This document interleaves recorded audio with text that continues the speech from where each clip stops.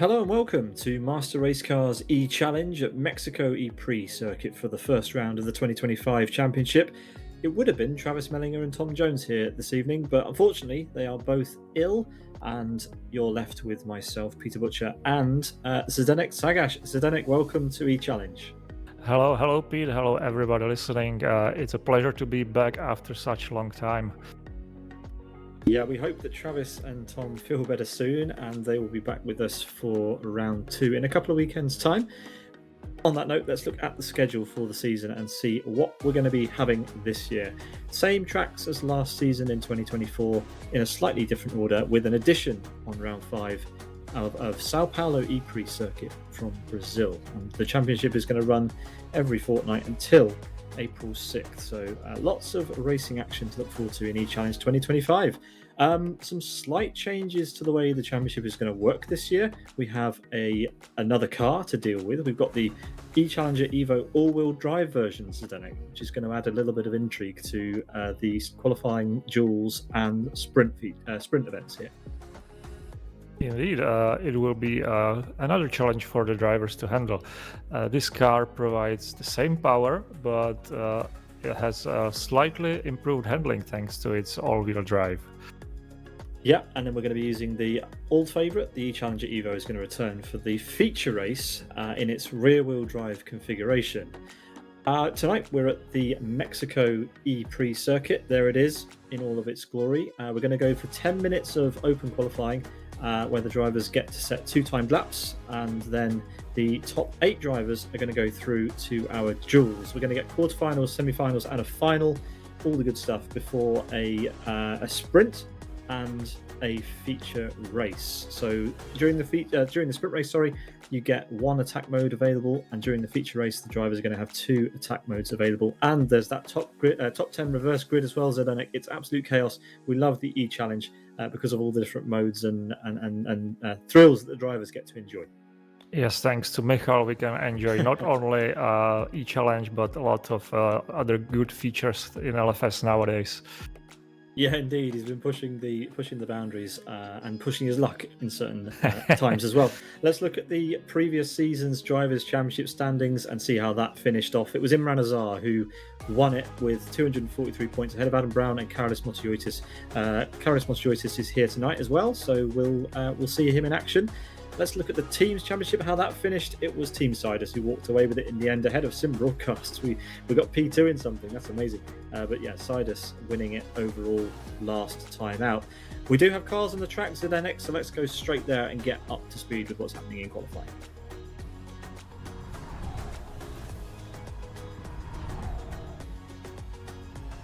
We've got Karolis Motoyotis out on a hot lap. He's had a bit of a dink at turn 1 as he makes his way through the first couple of corners here on the streets of the Mexico City E-Prix circuit. And yeah, it's great to be back here. It's the first time I think I'm commentating on it actually, but yeah, we are going to enjoy tonight's action for sure. The drivers just making their way around to set their first timed laps in this session.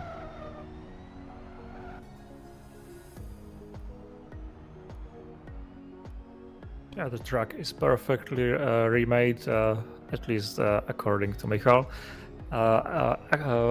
According to the real Mexico Grand Prix, as Pete already mentioned, it's been used before, but it is a very interesting track with fast straights, stadium section, and one very tough hairpin after the start. I mean, at least as a turn 3, I think. Yeah, we've got a few drivers sharing their points of view tonight as Mika Sarkkinen, you see, doing a wall ride through the final corner on his way to start-finish. Karolis setting the first time of the session and going P4. Sarkkinen there with a wall ride at the final corner, only managing 7th in this early stage. The drivers, like Mika, will get 2 timed laps during this first qualifying session. And Mika Sarkkinen there pulling off the track at the end of his. It's Gabber that's gone pole position. Gabber there with a 101.56 to set the early pace. As we've got Agostino da Silva, the only car on a lap just now, and he's got lots of left side damage on that car.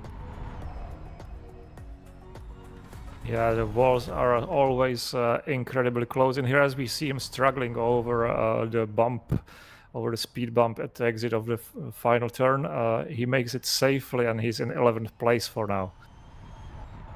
Yeah, we've got Roni Krompush on a lap as well. He's at the hairpin, double right-hand apex. There's a car there letting him through. And he's off on his way to the stadium section.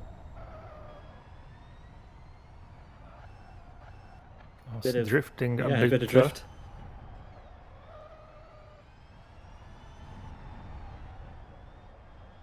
As we know, this session is dry, so the drivers are on slicks, and this should provide them with better grip. Although this car sometimes can act a little bit unpredictable, but as we see Gabor and his onboard going for a hot lap nicely through turn 1 and up to the left-hander and accelerating towards the hairpin, which is hard right-hander, and the braking is slightly to the right as well.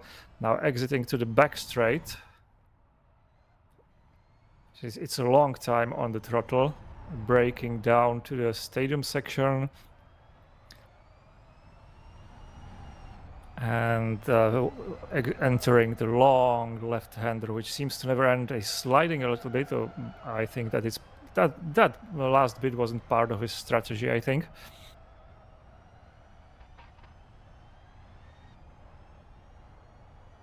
He's hidden behind the grandstand as we see him going through the long right-hand and into the pit lane. So this was not a good lap, and he will probably try again.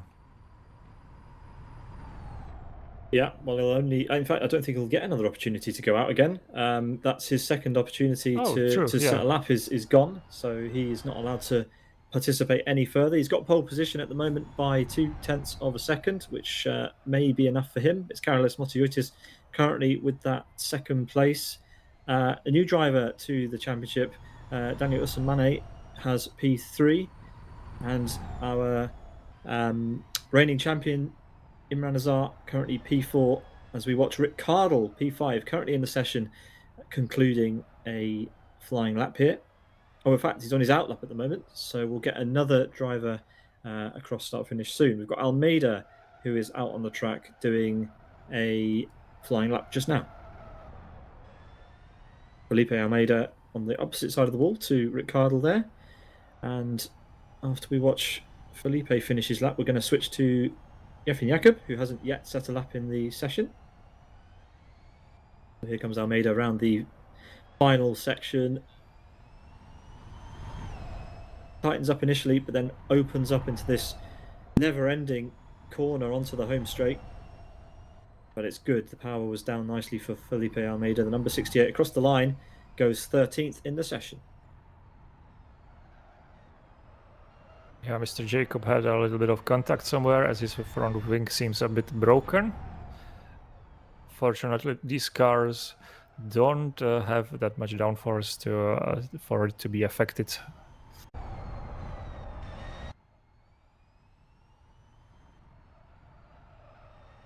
Rick Cardle, yep, go ahead. Rick going nicely through the stadium section, sliding a lot less than Gabor did last time. He has a good split. Let's see what it produces for him, what kind of lap time it will be. Yeah, super slidey through the final corner, trying to get all those horsepowers onto the track surface. Across start finish, it's P3.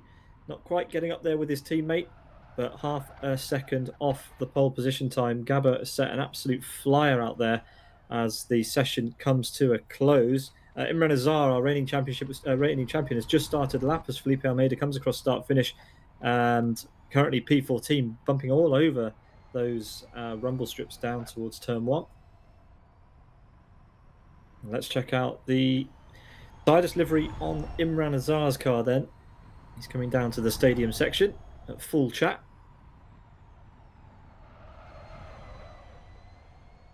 As you can see, cars are sliding and driving all around the white lines. This is because the white line rule is not as strictly enforced in this series, but Imran is going very well as well. It's Sidus 1, 3, and so far 5. Let's see if he can improve to better position.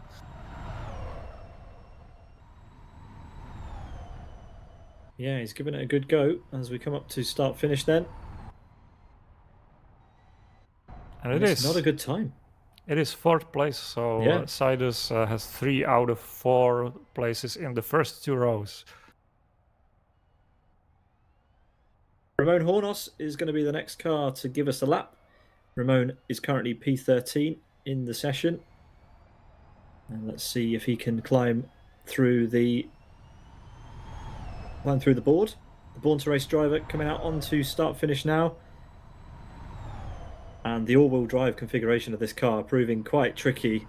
The drivers say that it's actually easier to drive than the rear-wheel drive version. So if drivers are struggling now, goodness knows what they're going to be like in the feature race later, as we got 13th place again from Ramon there. As out onto the home straight with a very bent nose comes Teemu Sarkkinen. A minor improvement from P10 up to P9 as we switch to Todd Gonzalez, who has exactly the same damage, Zdenek. Yeah, where have these guys been looking into? What kind of obstacles have they met? Well, they've had some trouble, that's for sure, as Todd gets himself onto a lap then.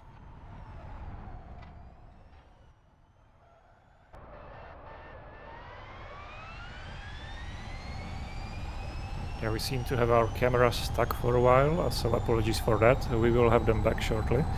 As we see Gonzalez is on board, into the stadium section is going. His split is like 1.5 seconds slower than the fastest guys. Yeah, so you hear the tyres screaming through there. Trying to find the grip.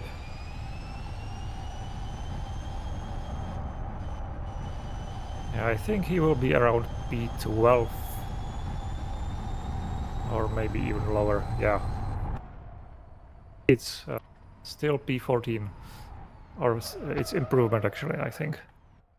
Yeah, Roney's super wide over the final curb, trying to find any time that he could, but in the end, not good enough, and he will finish in P10 overall.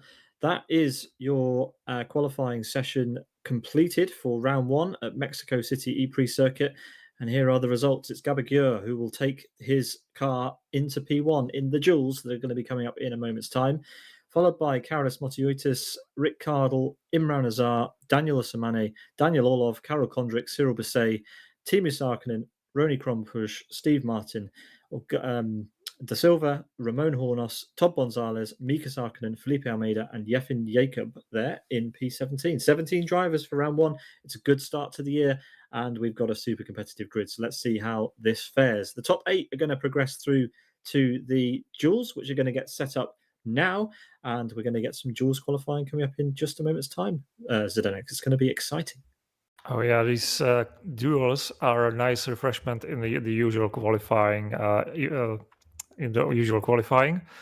So we will have quarterfinal, then semifinal, and then final, as we already know, in this 5th edition of MRCE Challenge. Yeah, we're going to take a moment's pause while we set up for the duels. We'll be back in just a moment's time. Don't go anywhere.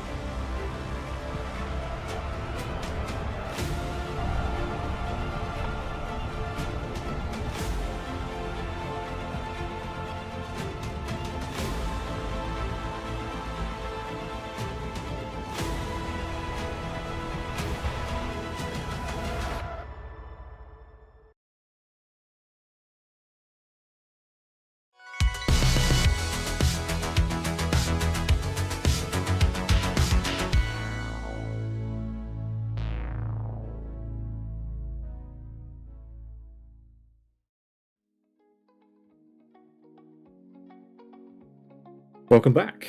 We have provisional duels available for the duels qualifying session, which we're going to bring to you in just a moment's time.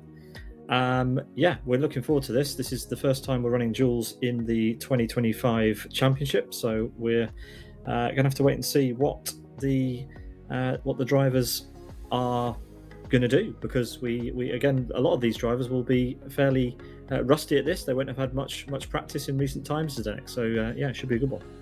Same as me commentating, yeah. Yeah, exactly.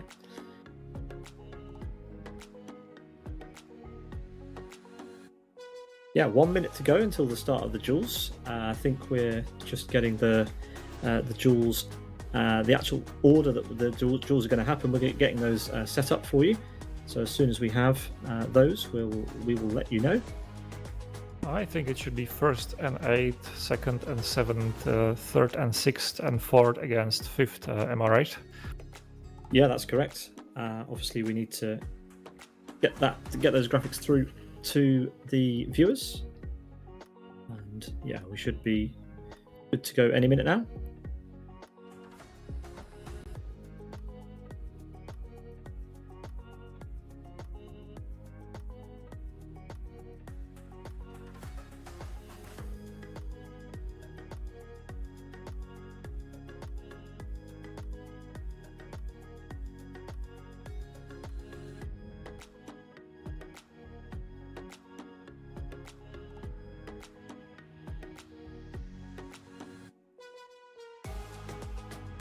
Well, we have drivers out on the track, and it looks like the first duel is going to be between Gabor and Cyril Bisset. So let's get that on the screen as we head towards our first duel. Yeah, Gabor is already on the track for his one shot, so you cannot mess anything up, otherwise you will pay the price of possibly dropping some positions. He's warming up for now, riding the sausage for some effect.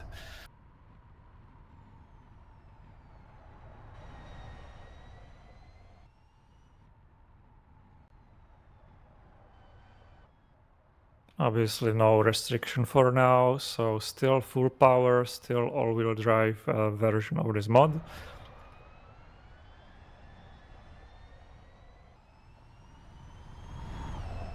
Yeah, as out of the final corner he comes, winding it up for a lap. And it's just one lap each in these duels. And it's a nice exit. Nice pass through the first turn, where the walls on the inside and outside are always threatening to come up to you if you don't pay that much attention or do something wrong. To the right-hander, to the hairpin.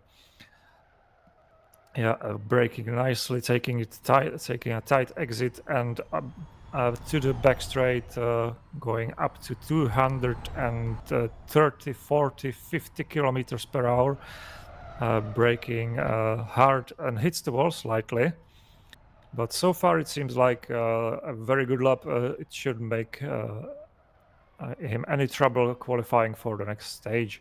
The split time is very good, and he's gonna be exiting onto the finish straight very soon through the final turn, and hits the sausage curb and slides a lot. He exits the track, but it's still 1.102.02, and now it's up to Bisset to see if he can beat that. It was quite a big mistake, but it shouldn't be enough for Bisset to beat, and it's not. It's 1.03.06. So Gabor goes through, Cyril Bisset is eliminated. Yeah, unfortunately, as we move on to the next duel, and that's going to be between Karolis Motiutis and Karol Kondrik. As actually looks like it's Imran Azar and Daniel Usmane. Yeah, have come out onto the track. So my apologies for the wrong order there. So it's the second against seventh, as I said. Imran Azar will go on his warm-up lap, as well as Usmane, who's already out of the pits as well. Imran checking the track conditions, finding them exactly the same as he left them in the previous session.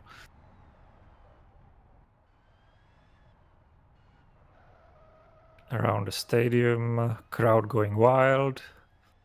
We're in Mexico, right?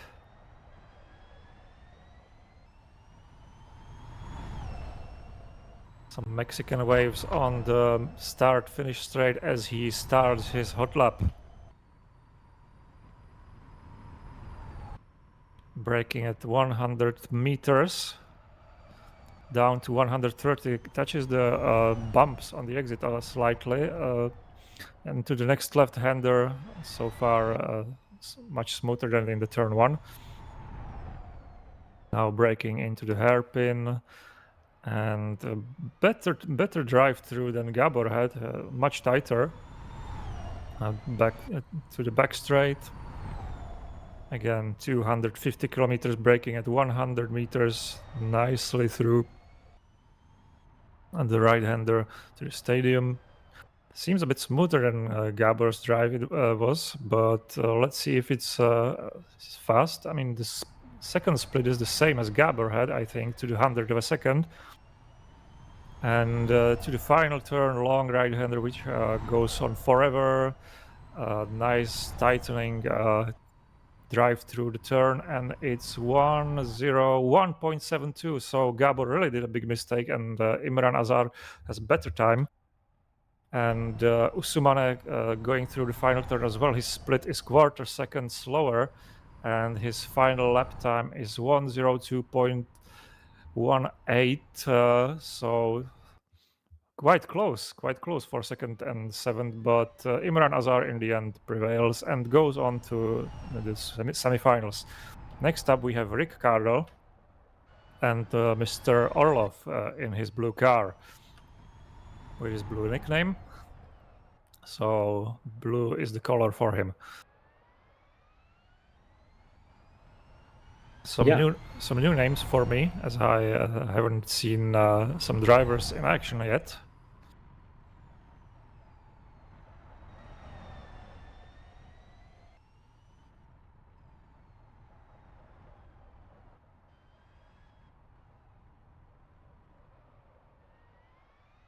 Yeah, Ricardo working his way through the arena section and gearing up for a lap as Daniel Orlov flashes past the other side of the wall. And here we go on to start-finish for Ricardo's attempt. Ooh, and a bit of a touch, and that's going to have compromised his top speed coming out onto the home straight. A little bit of a kick of oversteer. Remember, these drivers are still using the all-wheel drive variant of this car. So more grip than they're used to or have been used to in previous seasons. Oh yeah, slight difference from the usual E-Challenge car of the rear-wheel drive version. Oh, but it's a big slide. It's a big slide and it's a big compromise on the exit.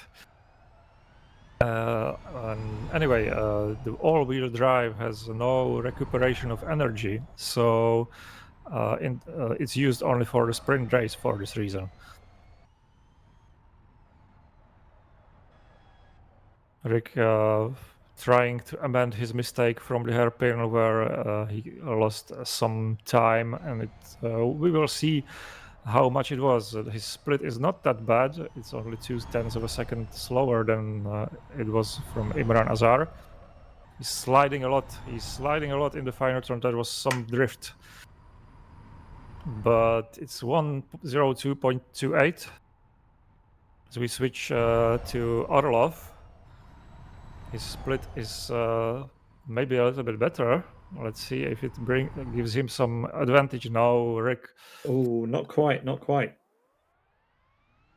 Ricardo will progress through to the semi-finals. As next up, we've got Karolis Motiotis and Karol Kondrik. Yeah, Mr. Kondrik, I had to check his LFS nickname to see if I know him, and I do, but not under his real name, which is it's actually Kirill. So Karolis, as we see him on his onboard, also checking his surroundings on this warm-up lap and preparing himself for the lap of truth. it's the final duel of this quarterfinals. Yeah, and lots of drivers tonight streaming their point of view, which we're lucky to have. As Carlos Montiotis comes out onto the home straight then. Finally, it's a long wait before they get out onto this home straight. And hard braking down into turn one. Yeah, he's even using the softest compound, the R1 tires, for this session. I guess I haven't checked, but I think it should be same for everyone if they want to be so fast. Nice drive through the hairpin. Let's see what his split is like. Usually the drivers on the top had 36.7 something or 36.6. His split is 36.59. That seems very good.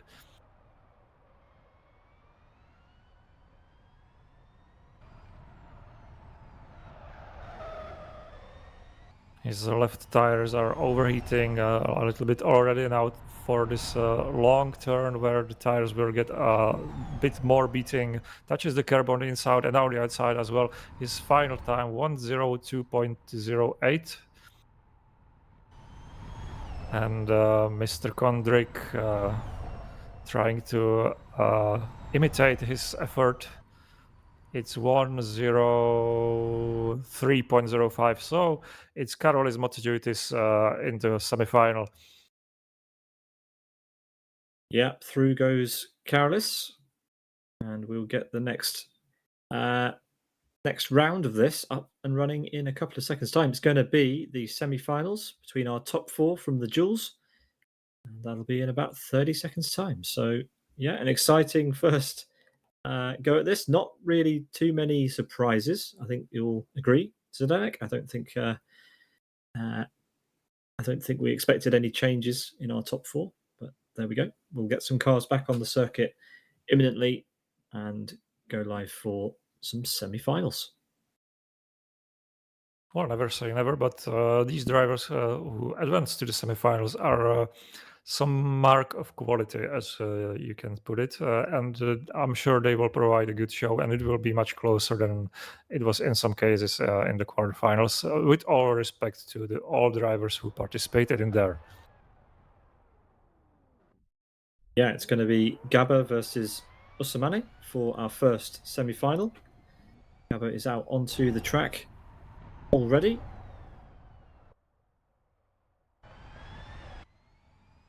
Usamane just waiting at the end of the pit lane for his chance to go out, and it's going to be a reserved out lap for Gabber here. And this for his chance in the duels final then.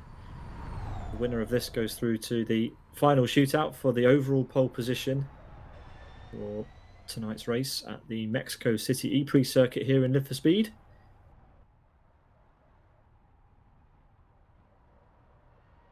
Let's see how he gets on. Gabber is live at Sidus Gabor on Twitch.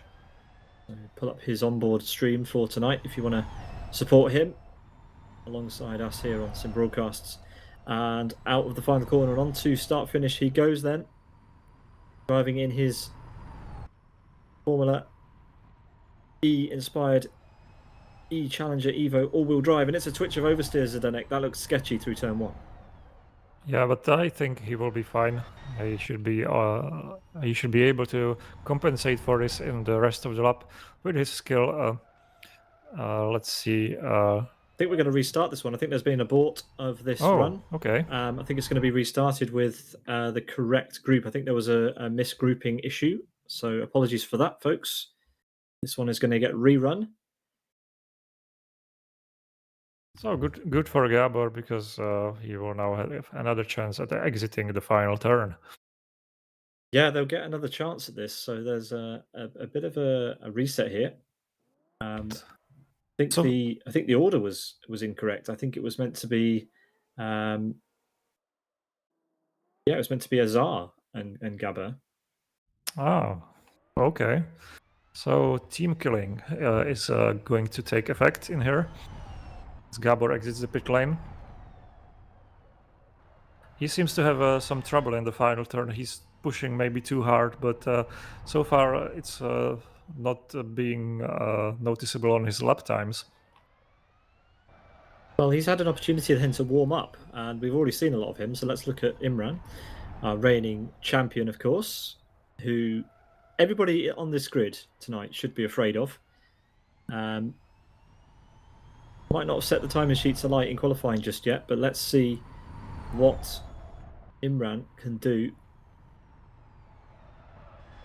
this evening. Let's see if he can start this season the way he finished the last one, with a win. No pressure or anything, as Gabba winds himself up for another flying lap. He's already done this once in the last 2 minutes. This time much better than before.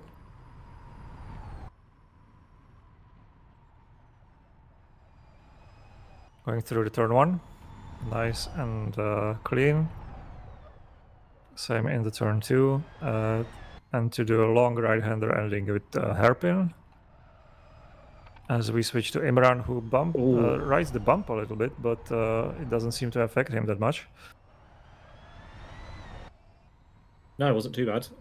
But out onto the back straight then is Gabba. Now into the stadium he comes now, through the right-hander, then a triple left for the final, essentially long right-hander to finish the lap.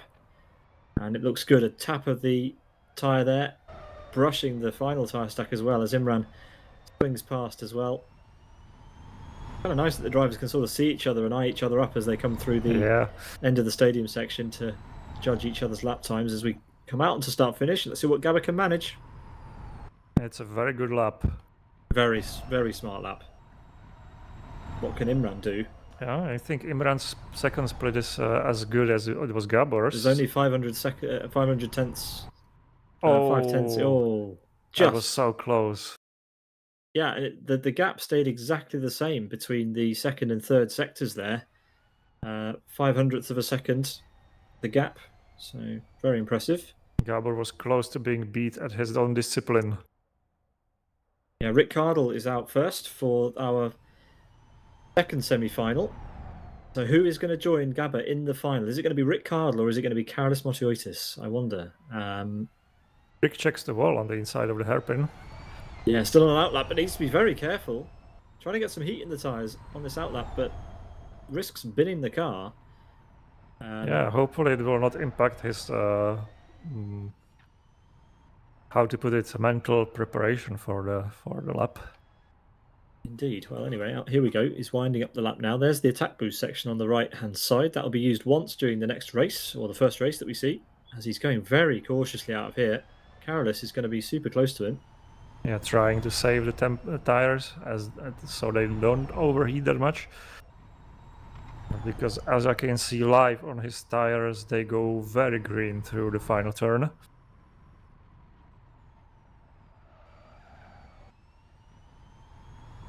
A bit twitchy drive through the first turn, but next turn seems much nicer. Into the hairpin, he doesn't want to bump that corner, and he doesn't. We have very nice nose sliding this time on the exit of this turn to the back straight, braking to the infield, the stadium section. Carolus is faster at this stage. Zdenek, he's got a good first sector, almost 2 tenths faster at this point. Let's see Rick Cardle through the final set of corners then. It's 1/10 at the second split, still holding the lead, Carolus.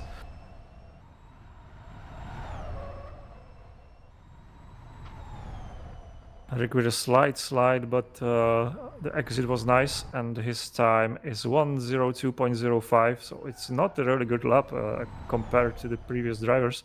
Carolus, let's see how he does. And it's faster, it's 1:01.69, so Gabor and Carolus will go to the finals of this first qualifying for the MRC Challenge 25. Brilliant stuff. Just 30 seconds to go before that happens.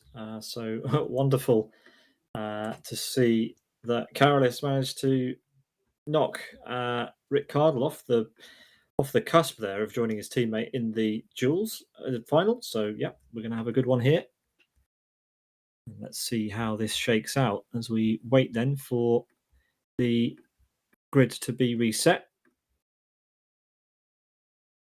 And it's going to be Gabba going first, followed by Karolis Motoyotis as they make their way to the end of pit lane here then. And Gabor is good to go. Yeah, green flag at the end of pit lane for Gabba. And he's done this plenty of times now. This is a lot of qualifying practice that he's had. But then we're going to be going straight into the gridding for our sprint race this evening.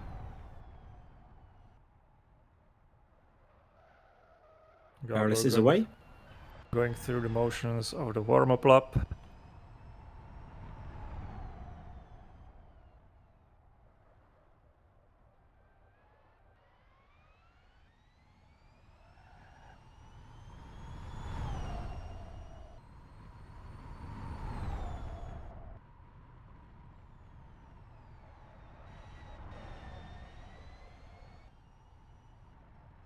And Gabor taking the penultimate turn as we see Karolis Motoyotis going through the stadium section. And both drivers are going to go full throttle. Gabor already crossed the start-finish line. Karol is going to do it very shortly. As we switch to Gabor, in the first and second turn, his first split is going to be up soon. It's actually his time is 18.24. Let's see what Karolis manages behind him. It's 18.34, so it's not that bad. Not too bad. Good. Competitive times from these two, and anything can change as we wrap up the lap. It's a technical lap, this. Gabor 36.16 in his second split. Karolis will not be that much behind, but it's 36.35.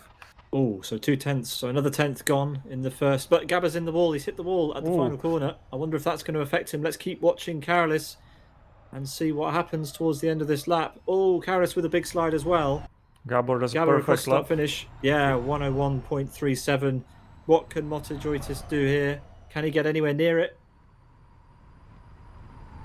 Well, it's the same as the second split, 18 hundredths of a second, but unfortunately for Karolis, it was not enough, although it was a very good lap.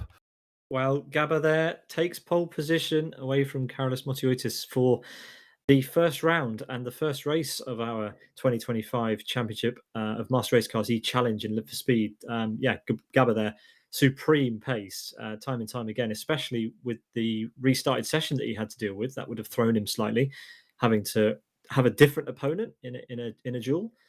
As we are going to go to some gridding, and we will have the track set up for the sprint race in a matter of moments, I imagine. So let's take a look to see what that's going to look like.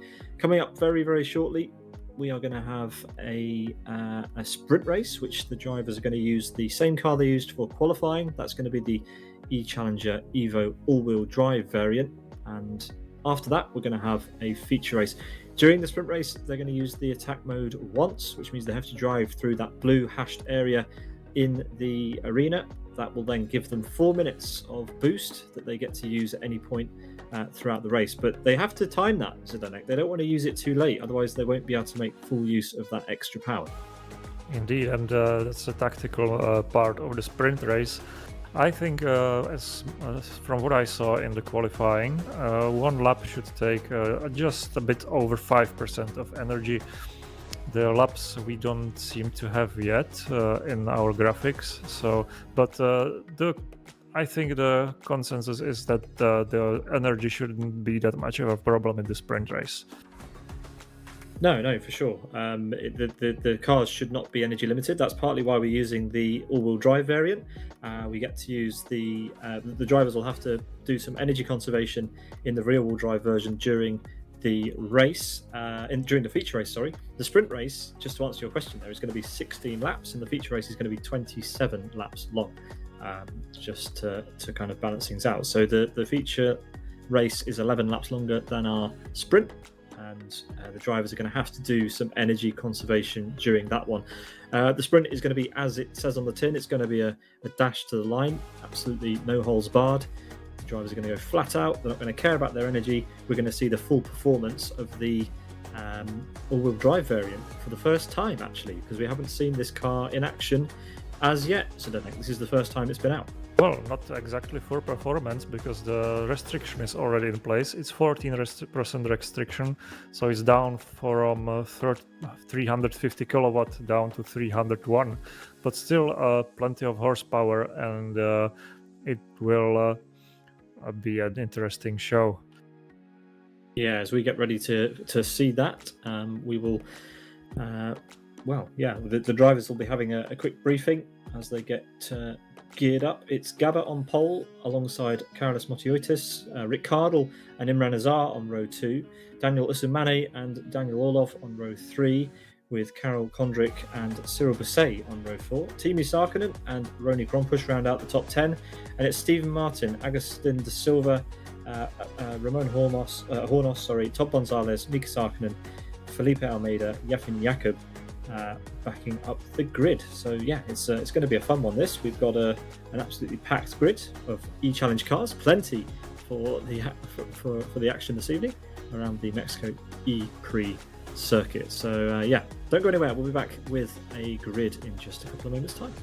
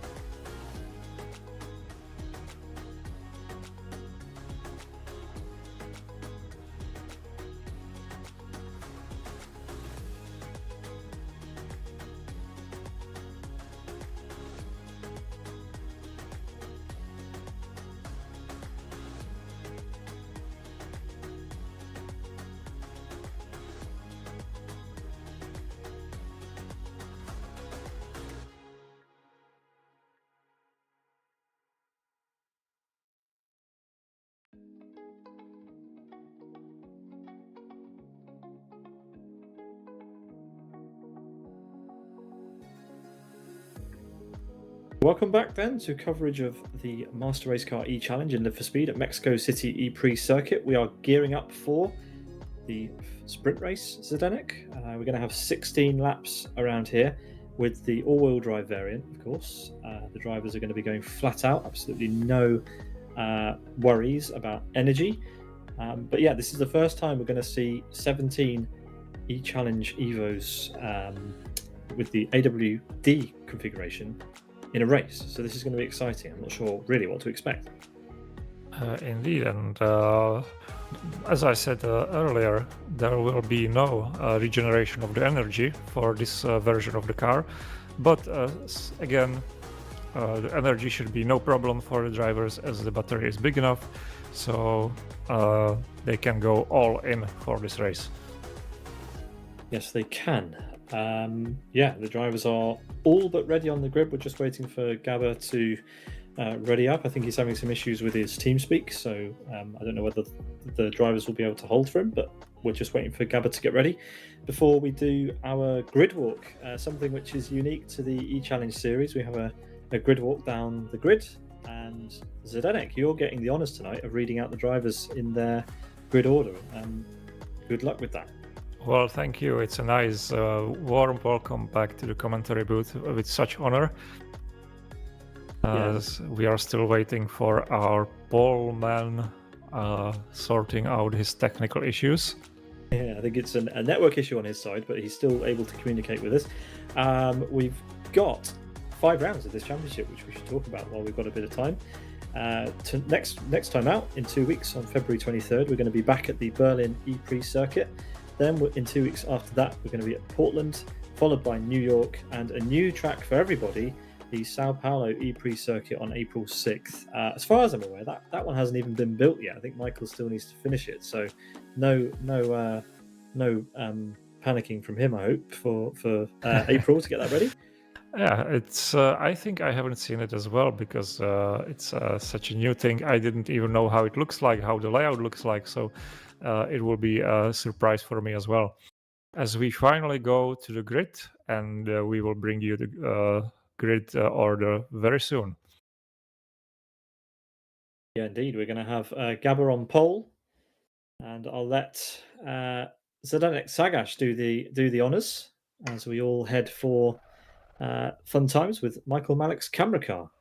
Yeah, our E-Challenge only camera car is going slowly with his camera down the grid and presents as the following drivers. On the right we have Gabor, then it's Karolis Motejūtis, as we see nice fancy graphics from this camera mode. Left side is Karolis Motejūtis. As I already said, next is Ricardo. 4th position is his teammate and Gabor's teammate Imran Azar. And it's Mr. Usubane in 5th position. Orlov in 6th. Kirill Kondrik in 7th place. Cyril Bisset in the 8th position. It's Teemu Sarkkinen, Ronnie Kronpus on his right side, on our left side currently. Steven Martin behind him. And it's Mr. Da Silva, Rayman, or as he goes by his real name, Ramon Hornos. Mr. Gonzalez. The next position is Mika Sarkkinen, who skips his commentary duties today for his race duties.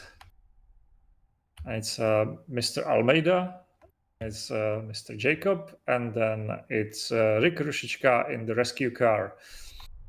That concludes our grid and the fancy graphics prepared by Michal, which helped us identify the cars on each side.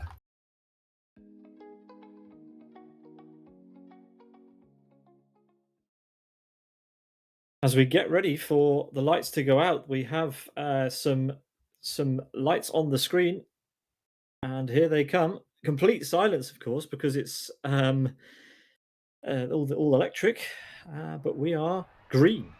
Take it away, Zdenek. the engines are warm anyway because the batteries are being prepared. And Gabor takes it nicely to the first turn. The cars behind him are slightly side by side, but so far it seems like nobody's crashed. It's all clean side by side through the first and second turn as the cars settle in their position. But there's been some lost position from I think it was Carolis.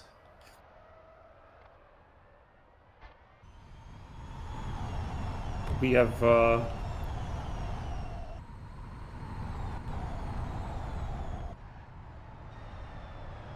Gabor in first place, Carolis in second, Imran in third, Ricardo. It switched. Gabor, Carolis, Imran, Ricardo, Usumane, Kirill Kondrik, closely followed by Teemu Sarkkinen, Cyril Bisset, Da Silva, Rone, and so on. So far, only the first three drivers have pulled away, but it seems like the rest will be very close. Gabor pulling a gap ahead of Carolis and Imran. And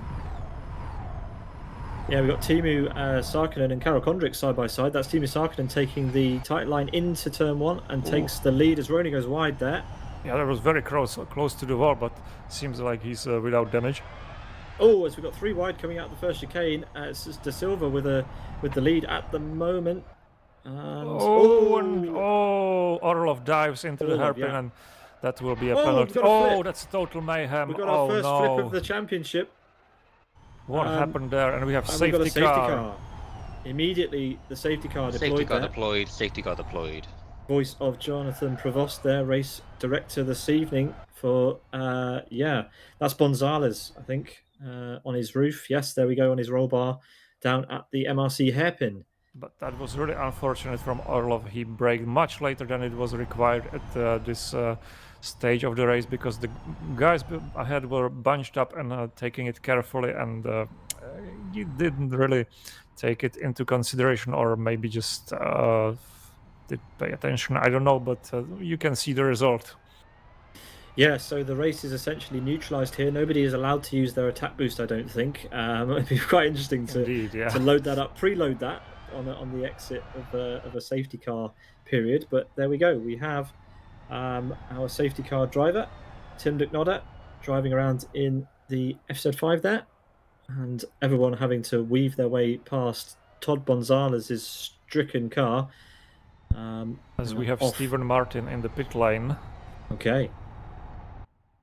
Probably got some bigger damage that he wants to fix for the rest of the race. Oh, so it was tires in the end. Yeah, well, he didn't change compound, so he's back out. Unusual. And he's gone out while pit lane was closed, so Stephen Martin may get a penalty unless the pit lane wasn't meant to be closed. So we'll confirm that, but all sorts of shenanigans going on in the pit lane. Indeed. The race control has probably the hands full with the current situation. But he's already out of pit lane. So I think they have let him out because the pit exit is now open. Well, there we go. Well, we're going to go around for at least one extra lap, and then I imagine we'll probably get green at the end of this next lap.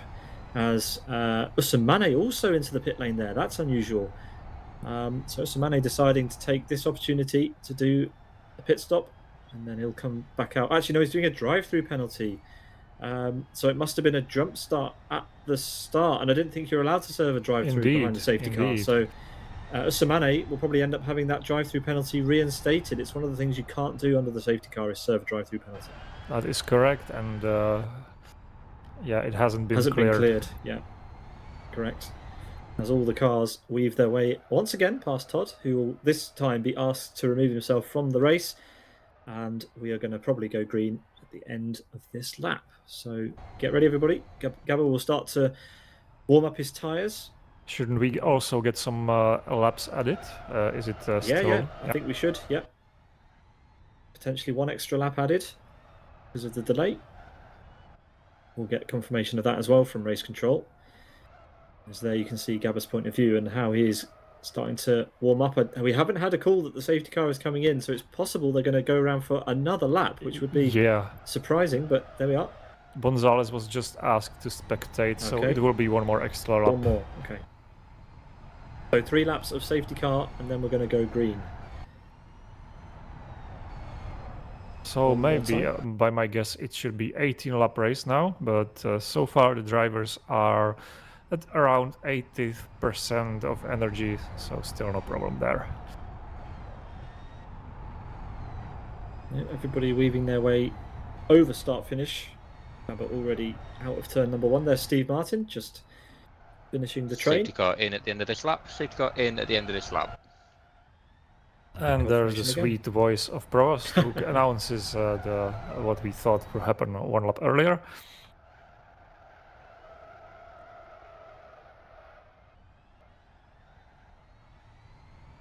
Some drivers are consuming a lot more energy, like MotoGP's Da Silva or Sarkkinen. They have like 5% less than some other drivers.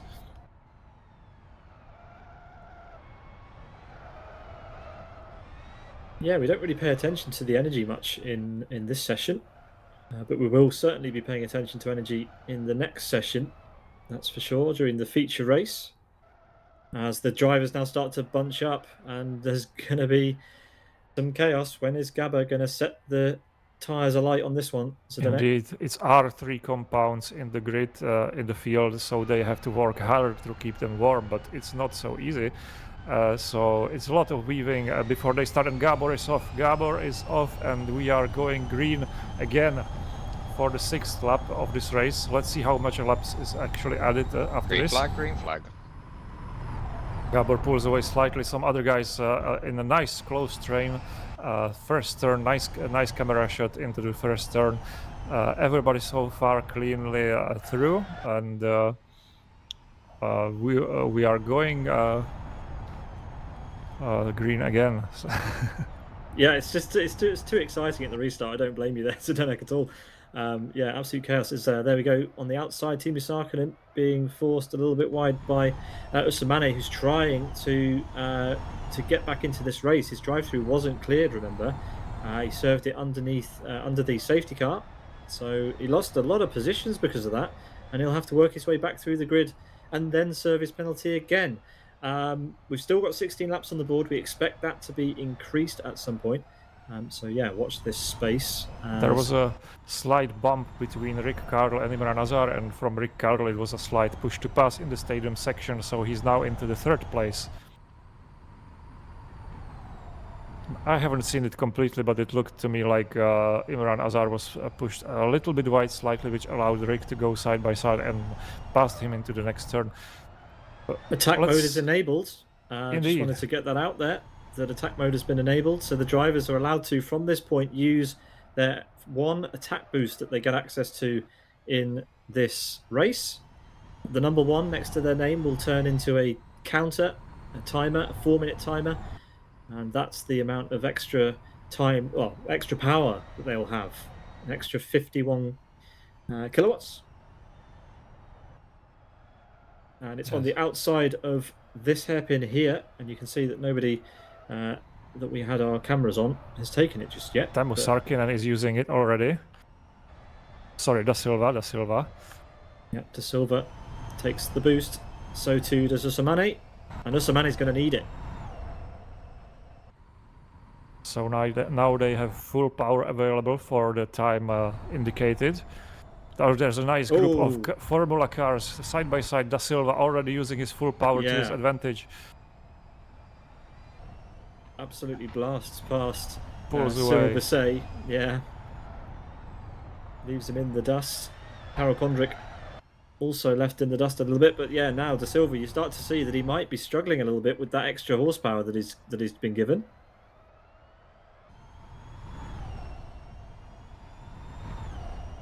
As we lost connection to Mr. Jacob, unfortunately, his internet still doesn't seem to be improved over the time, and he's off this race.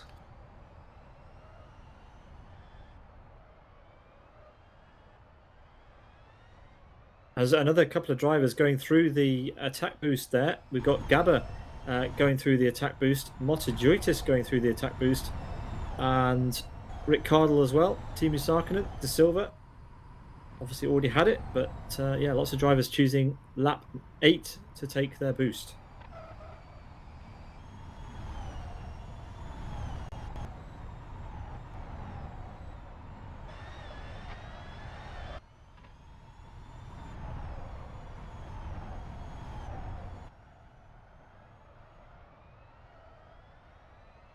We're watching Carlos Motuitis here, who has 3 minutes left of that attack boost to try and close down on Gabba, who also has the attack boost. It's Imran Azar, who is the highest placed driver without the boost at the moment, and, well, doesn't have much pressure from behind at the moment. Will he take the boost this time around? Yes, he does. Here he goes through the attack boost, and then he will have that extra 51 kilowatts activated and 4 minutes to use it. Yes, Jeffin Jacob is back in the race. He was allowed by the race control to rejoin, but with some laps deducted. As Gabor actually drives the fastest lap of the race, 1:02.52, and it's much faster than in the not faster than in the qualifying, but much faster than the other drivers in the race. Yeah, he's opening that gap up quite a bit. Gap now almost 2 seconds at this stage of the race as he works his way down the back straight into the arena. Here he comes. And there is Carlos Motuitis just behind, with work to do, a second 0.8 to close down. This was a very nice camera shot, thanks to Chris, who made this possible. Yeah, Chris has gone all out with the cameras for E-Challenge, because obviously having real-life circuits, you can put cameras in real places as well.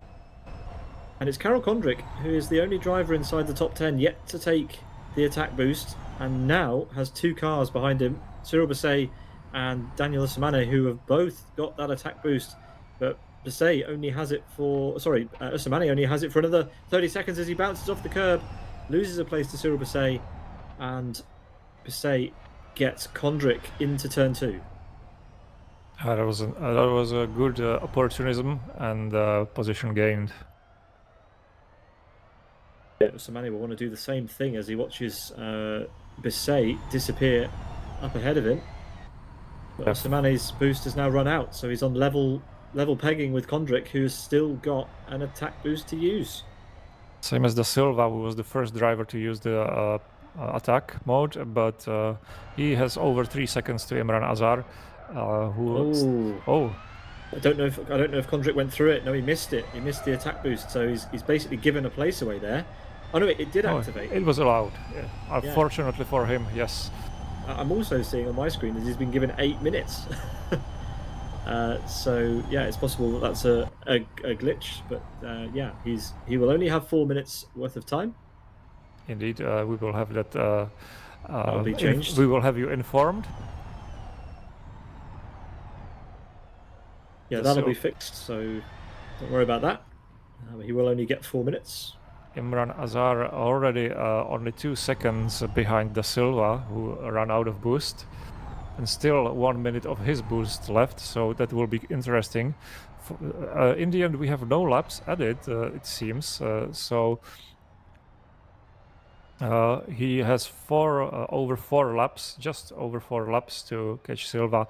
Now it's only 1.5 seconds, and it will be even less on the start-finish straight.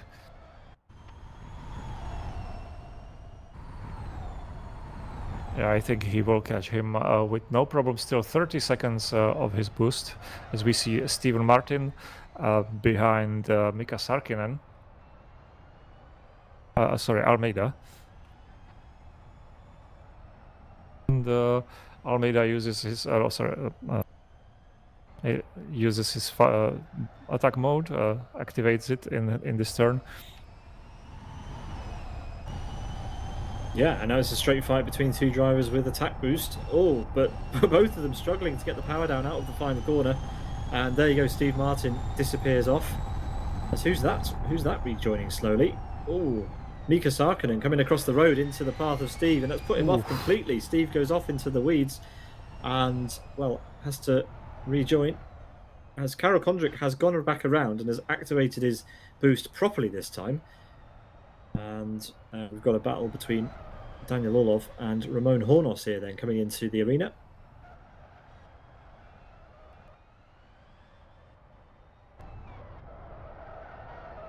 A nice cross over move, but into the upcoming right-handers it was no use for him. But there's a mistake and Orlov goes through. Ramon Hornos' front tyres are very, very hot, so it's a wonder that he's still going. I mean, Orlov has opened up a sizable gap already. Oh yeah, Hornos chose a softer compound than the others, so R2. Interesting choice, but seems like it didn't pay off. Even for the sprint race, even with the safety car, it's still struggling.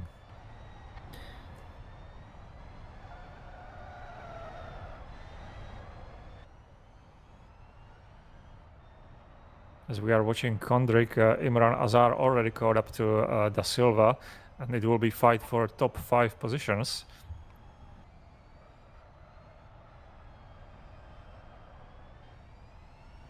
Yeah, there you can see the split of the tyre compounds, and you can see that nobody outside the, well, only, nobody in the top 7 has got a boost left. So this is Kondrik's opportunity for another minute and a half to try and close in. Oh, and Da Silva makes a mistake, and it's side by side from Da Silva and Azar, and Da Silva is on the inside for the hairpin, so he should hold the position for now, unless Azar can pull some magic. But and Kondrik had some issue, but we are back to Da Silva and Azar. Da Silva on the inside, covering Azar.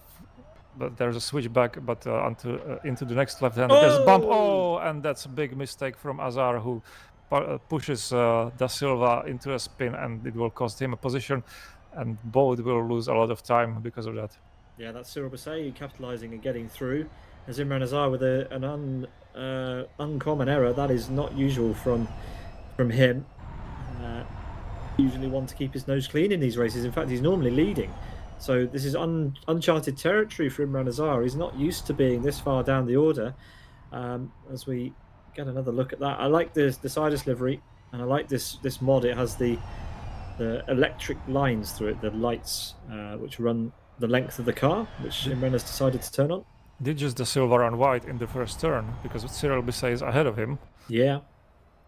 Cyril Bousset is making moves here, up to P5 in the race now. Let's see even if the race stewards have something to say about Azar's bump into Da Silva. But that will be probably saved for post-race as we are on the final lap. Gabor is already entering the final turn. Yeah, and a cross-start finish. He'll take the win in the sprint race. It was over as soon as it began, really. Indeed, it was really fast. And second is Karolis Motiejutis, third is Rick Cardle. Fourth place is for Teemu Sarkkinen. No, that's not Teemu Sarkkinen. It is Teemu Sarkkinen. The graphics took a little bit to load. Then it's Cyril Bousset, Da Silva. Big accident at the final corner between Asomani and Krompush there. And will Roney lose a place to anyone else? No, he won't. He is safe. But side by side through the final corner, an absolutely edgier seat stuff that. Yeah, that was close. But and Roney's not happy with him. Not happy about it, indeed. No. Waiting for a couple of cars to come across the line, I think. Although I think actually we might be. Yeah, we've got Ramon Hornos coming across the line. Mika Sarkkinen will be the final car to cross the line. So we will have 16 finishers, it seems. Yeah, just one car lost, 16 finishers from the starting grid. A lot of excitement until the finish. Very good sprint race, I'd say. Yeah, that was excellent. That is a taste of what's to come, because now everybody is going to switch over to the standard stock version of the E-Challenger Evo, the rear-wheel drive variant, for the feature race, which is going to be 27 laps in length. and it's going to be coming up in just a couple of moments' time. Before then, let's run down the full results then of our first race. In 20 minutes, it was Gabber ahead of Motojoitis and Rick Cardle on your podium, with Timo Sarkkinen, Cyril Bousset, Auguste de Silva, Imran Azar, Daniel Usmane, Roni Krompush, and Karol Kondrik, your top 10. Daniel Orlov, Ramon Hornos, Mika Sarkkinen, Almeida, and Stephen Martin, Yefim Jakob, and Bob Gonzalez there. DNF fought 15 laps down for Todd, of course. He caused our safety car at the beginning of the race. And I think we have a podium shot of our finishers from this race. Yes, we do. There they are. Aloft on the podium. So that's a great one to see. Gabor enjoying his usual position on the top of the podium. Yeah, Actually, he has a absolutely. nice skin. He doesn't wear his usual Sidus livery, but uses something with what seems like German colors. It might be Mercedes. Yeah, it is. It seems to me like a Mercedes Formula E livery. Yeah, as far as I know, it's a replica, I think, of one of the real cars. They're showing the limit of my knowledge, but there we go. Yeah, there is our podium for the first race, the sprint this evening. And don't they look lovely up there for us? So that is the sprint race in the books. We are going to switch the graphics over to the feature race then. And you're going to have to do a run down the grid once again, Zdenek, in a couple of minutes, because we're running quite ahead of schedule as well, to be fair. And during this one, the drivers are going to have a top 10 reversed grid. So that means that Gabber is going to start way down in P10 with Carolis ahead of him, Rick Cardle, Timo Sarkkinen, Bousset, De Silva, Azar, Usmane, Krompush, and it'll be Karol Kondrik on pole. And just 2 attack modes this time.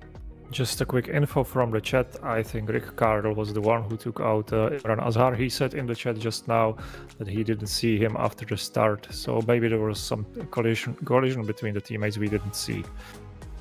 Ooh, potentially. I mean, that might explain why Imran was further down than we expected. But, you know, on his battle through to the front, he did make further contact with De Silva, and that was uncomfortable for everyone involved. And, yeah, an unusual mistake. Costing Agostino de Silva some valuable places there. Right, I guess we're going to take a quick break because the drivers are going to need a bit of a comfort break before the start of the 27-lap feature race. And I'm guessing that I don't know if they're going to get any time to warm up with the other car, but I hope for their sake they are, but I don't think they will. We'll have to wait and see. Yeah, we'll take a couple of minutes break. Don't go anywhere. We'll be back just as soon as we can.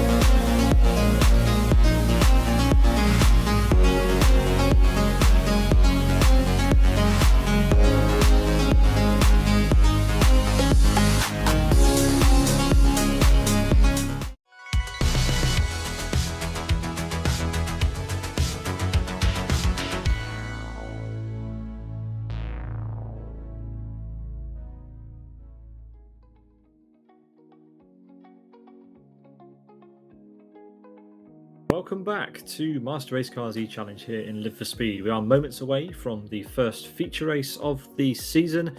Zdenek, you must be excited. You didn't know you were going to be commentating this round until today. What are your thoughts so far? Are you enjoying the E-Challenge experience? Well, it's always enjoyable because it brings something different to all of us. Usually we have usual GTI, GTR, or Fox, FBM. You know the drill, the usual weekly races which have been here for years. And now we are enjoying the electronic challenge, which in this race will bring us a little bit of twist from the sprint race, because as we have mentioned, it will be longer and it will bring some necessity of energy saving. Yes, and we have a reverse grid as well. So that adds even more excitement to the mix as we switch to the track, and we are going to pick up with our grid here. A very lovely grid it is indeed. And we're going to have another grid walk with Zdenek Sagash coming up in a minute's time. There's Michael Malik, the camera MRT. In his fancy camera mode, which brings us some fancy effects for the pole position. On the right side, it's Kirill Kondrik. On the left side, in the second place, it's Ronnie Kronpusch. In third place, it's coming up right now, Mr. Usumane. Fourth place, it's Imran Azar. Then it's Da Silva. Next position, it's Cyril Bisset in his red and black car on the left. Teemu Sarkkinen in his white, red and black car on the right. Rick Cardle on the left in his Sidus livery. Karolis Motojuridis in his Yes livery on the right. Winner of the sprint race Gabor Jure on the left side. And then it goes from the racing order of the sprint race, Mr. Orlov, Mr. Hornas. On the right side is Mr. Sarkkinen. It's Almeida who had a big contact in the sprint race with some other driver. Then it's Steven Martin in his pink and white fancy colors. Jeff and Jacob from race green, and the final position is for Mr. Gonzalez. So with the reverse grid set up, let's hope there will be some more action and hopefully no safety cars, but as we know, it's a spice of the racing. So here we go for the feature race. Excellently done. We have lights on the screen and we are ready to go. Complete silence, but the cars are warm and we are green for rear-wheel drive only racing. Off we go. A lot of wheel spin from some drivers as they were used to all-wheel drive. Good start from Imran Azar, but who has a big slide on the exit of first turn. There are some cars off. There has been obviously some crash as we see in the lead. It's still Kirill Kondrik followed by Ronnie Kronpusch, who doesn't want to lose time behind him, looking left and right, but opens it up for Imran Azar. Both drivers sliding on the exit, but Ronnie slides a lot more and loses more positions in the process to Imran and possibly even to other drivers.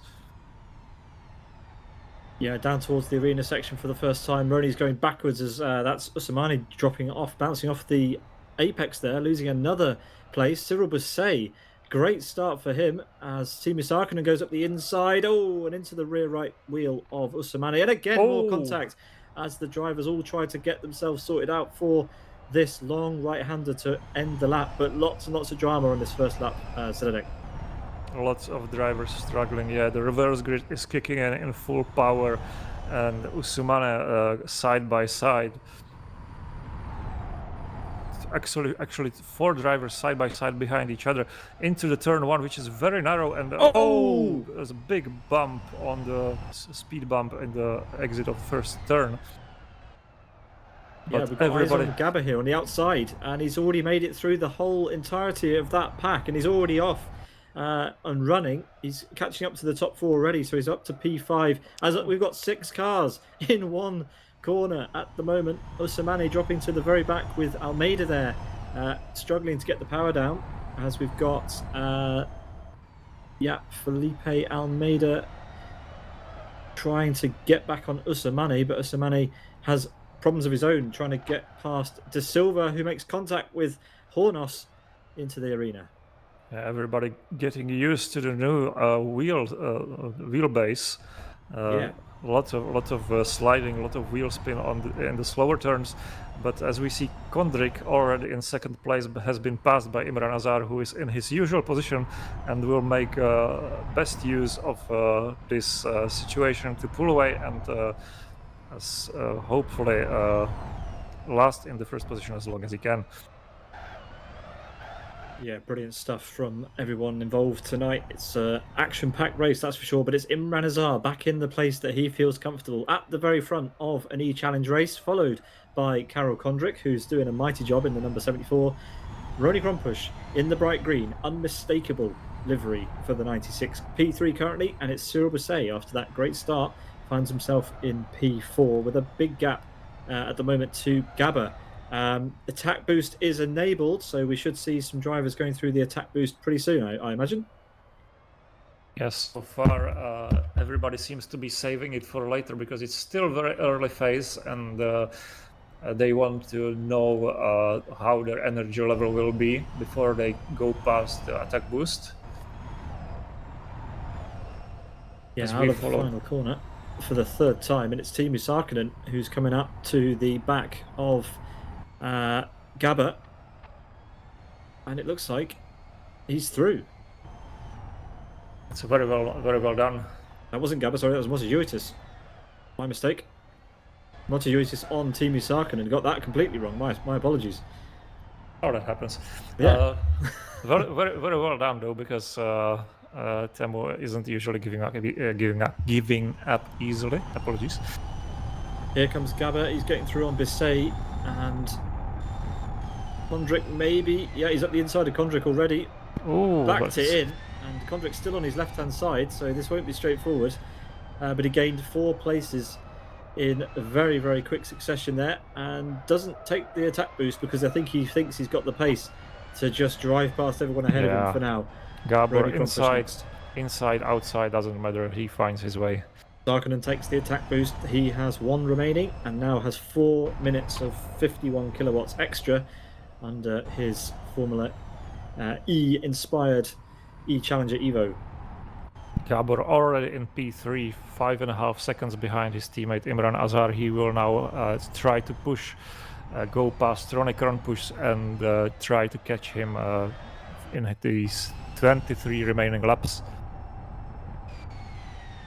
Yeah, let's see what he can manage. Already closing up the gap. Be interesting to know what the drivers feel like after having to drive the all-wheel drive version for an hour and a half and then be forced to drive the rear-wheel drive version. But yeah, I imagine that's a bit of a change, a bit of a dramatic shift in driving mentality. As very wide through the first apex goes Ronnie. And let's see, no, neither of them decided to take the attack boost on this lap. Ronnie still in P2, although he was trying to attack the leader, as we saw. He didn't make it, and now he has to defend from Gabor himself. Yeah, but a huge gap that Imran has. I mean, 5.5 seconds already, with only 6 laps gone. Yeah, actually, Ronnie's in the wall. Ronnie misses the braking. Oh my. That was so close. I thought that was going to be game over. I thought someone was going to slam into the back of him there, but luckily he's through. That's unusual for a driver of his qualities and consistency, but unfortunately probably fell victim to Gabor's pressure, who is now free to chase his teammate, and we are watching Da Silva, who is being under pressure from Rick Cardo. Also is pressuring Hornas, and side by side into the stadium section. Who's gonna be on top after this turn? And actually, Hornas gives up, and he gives up not only 1 but 2 positions. Not quite yet. We're still side by side, and he's probably going to get forced into a boost. No, he's not. Ricardo's through. There's a contact there, tagging the back of Hornos as well. So Hornos being bullied. He's been bullied into submission and loses 2 positions, almost 3, but still holds on for the night. Mika Sarkkinen has been spun at the final corner, and that is Jeffin Jacob, getting back through, and those two are going to be glued together down the home straight now. Oh, Mika's got attack boost as well, so maybe it took him a bit by surprise or something. But yeah, he's had a disaster there. despite his spin, his tires seem still to be in drivable condition, so he shouldn't have any trouble recovering from this in a while.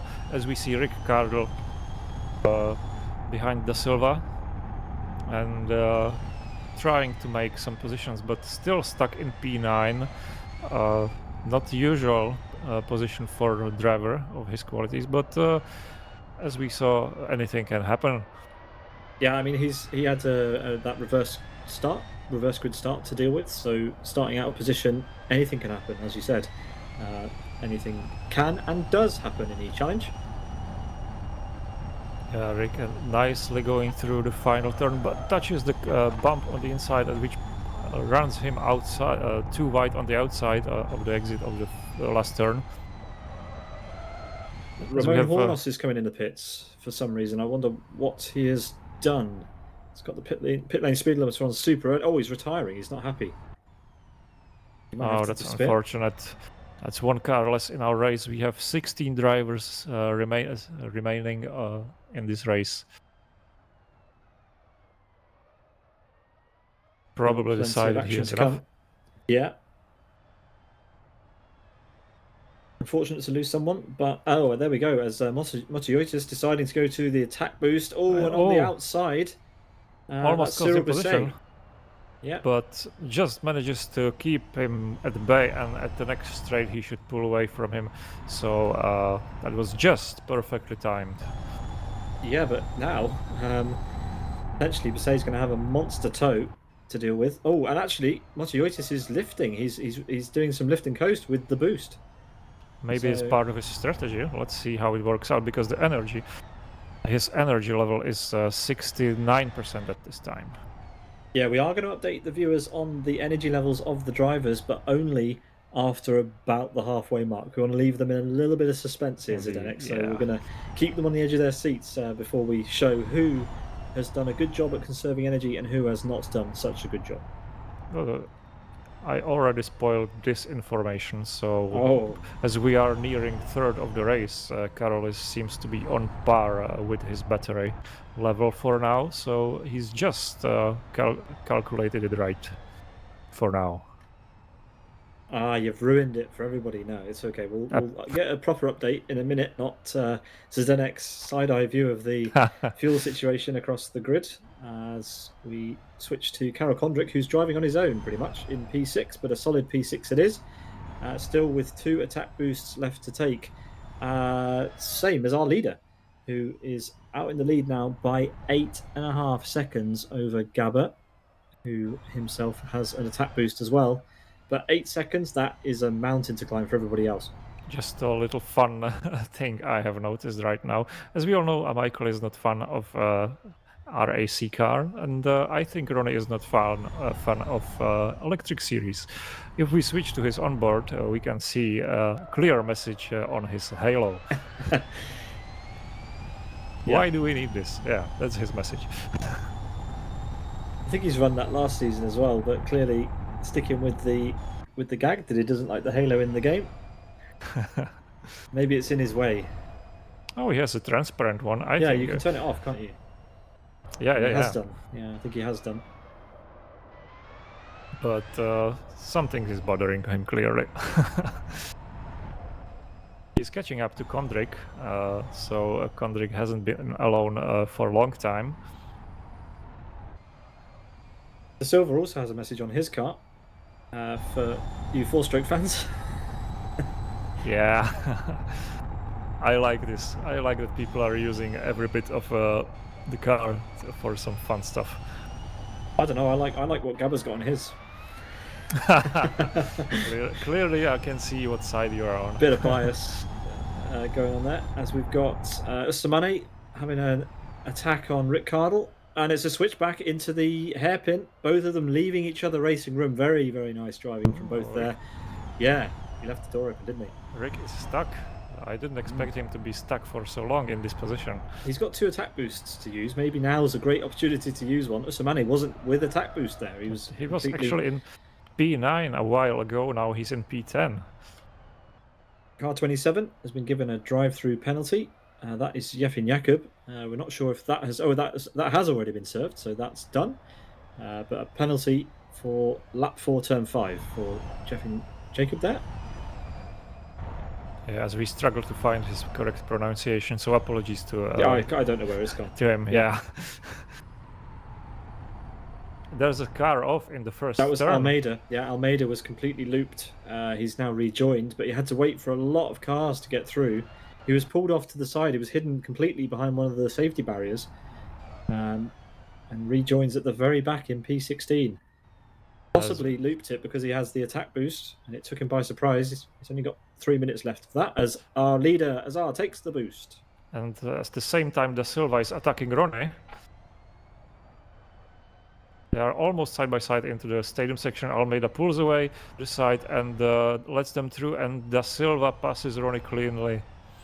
Ronnie didn't put any effort into defending, so maybe it's part of his strategy.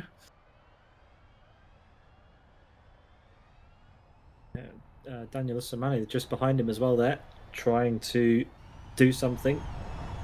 None of these guys with boost, and some of them are leaving it quite late. I say late, we're not even halfway through the race yet, but clearly wanting to wait their turn before they use the boost until they really think they need it. Yeah, that was my guess before the start of the race, that they want to see that they have enough energy for the boost to make it to the line. And so far it seems that some drivers have taken my hint literally. Yeah, we've got a lot of drivers nose to tail, but it's Ronnie Krompush who's got the lion's share of the pressure. He's got Daniel Usamani behind him and Rick Cardle as well, lining up a move in the background in the Sidus car. As we head into the arena once again. Yeah, Ronnie under pressure. He will be beating himself by the mistake he made in the first turn, where we saw him hit the wall straight on because he missed the braking. Now in P8 under pressure from Usamani, and Rick Carroll is following them closely. So he will have his work cut out for him in the next few laps. Rick out of Suddenly, nowhere. Rick Cardle. Yeah, Rick's taken the boost. That's what that is about. He went through the attack boost zone, and that is the effect of the attack boost visualized for you. Yeah, out of nowhere. I didn't see him, and suddenly he's there, and he's there also Whoa. for Ronnie. And But he's gone very deep. that's a big dive, but still side by side. Yeah, He makes it work. He makes it work for now. he's towing Usamani as well alongside. Not going to be enough for Usamani though, who lifts out of that. And we are over halfway through the race now, so I can confirm the energy levels of the different drivers. And well, to be fair, given that this is the first round, everyone's doing quite okay at the moment. Some drivers using a little bit more than others. You can see Carol Condrick there with 46, so potentially needs to do a little bit more saving to make it to the end. Yeah, Rick Carroll finally going upwards, while Ronnie is continuing to go downwards. Usamani is trying to make a move, but goes wide because of a loss of grip in the slipstream. And in the end, it's his pass attempt has been postponed indefinitely, or until the next better opportunity. Yeah, let's reset the order at the halfway stage. It's Imran Azar with almost a 20-second lead over his teammate Gabor Gyur, who is under pressure from Karalis Motiotis, who is a long-time supporter of this championship. He really does enjoy it, and he's currently enjoying a P3 in the feature race, and is close to the back of Gabor. So it's not over yet for these two by any stretch. Gabor has got his work cut out to keep ahead of a very experienced E-Challenge driver, Zdenek. Motiotis really does love this combo. Yeah, and he's proving it in his by his position in this race. So far, going very nicely, cleanly, and close behind Gabor. The second and third position still open but Imran Azar is too far for them, I guess. I think unless he makes some mistakes, which would be really unexpected, he should have his win almost in the bag. Yeah, let's continue down the order then. That's your top three. Then we've got Cyril Basset, who's in a bit of a gap. He's in a bit of a comfort zone at the moment. No real challenge from behind. Tiimi Sarkkinen is 4 seconds adrift at the moment. Also live on Twitch at @Thamuli_. If you want to go and check out any of the drivers who are providing us with their onboard feeds, pull up their points of view on Twitch. Their addresses are at the bottom right-hand side. @Thamuli_ for Tiimi Sarkkinen. Next, we've got Agostinho da Silva, who is in a fierce fight at the moment with Karol Kondrik, as Karolis Motoyotis sets the fastest lap, and that really is a shot across the side of Gabor.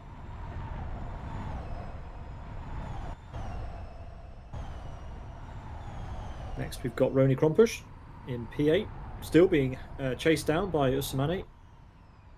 And Rick Cardle rounds out the top 10. Not a good feature race for him so far, with clearly quite a bit of damage on the front left of his car. How is he still in P10? He must have been there. He must have made some mistake a while ago, because he was in P8 or P7, I think, already. Now he's gone again back into P10. Yeah, not having a good time of it, but I think it must have been an issue that he's had on his own. I don't recall him getting that damage in contact with another driver. But yeah, we've got a couple of drivers who've got the attack boost active. Daniel Orlov, Stephen Martin, who have both used their final boost, and Yefim Jakob here has 1 boost still to go and 3.5 minutes left of his current one. As Usumane also uses his second and final boost in this lap. Yeah, he's going to use that to try and get past Roni Krompusch, who's really had the better of him for the last few laps. He's not been able to get through, and Roni's going to have traffic problems. He's catching up to Karol Kondrik and Agostinho da Silva here. Roni also saving his boost for a better time. Still 2 of them remaining. But da Silva trying to go past his fellow racer ahead of him. Oh no, it's actually da Silva, and behind him is Kondrik.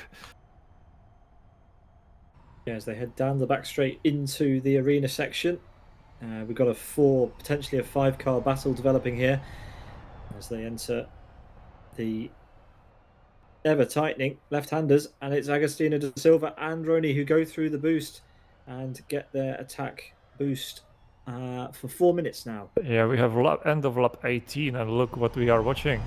Isn't it exciting? Yeah, isn't it exciting? You should join us for the next round if you're interested. Sign-ups are still open on the LFS forum. And Roni now finds himself at the back of this pack with Rick Cardle with a tow. Usmane, only 2.5 minutes left of his boost, and Rick Cardle gets through. So maybe this is Rick's turn to pounce. He's not got that attack boost currently active.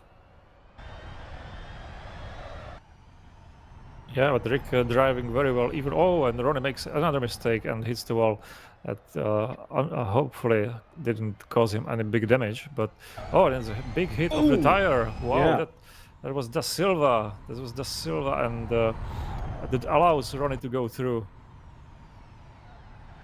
It was unfortunate, but a lot of drivers cutting these corners and hitting the tires it's the absolutely normal thing. But as da Silva just saw, it's not always preferable thing to do. Rick and gets Rick Cardle goes for the boost, loses those positions again. Places, yeah. So instead of leaving it for a little bit and opening up the gap, decides to go for the boost after just overtaking 2 cars. Bizarre strategy from Rick Cardle.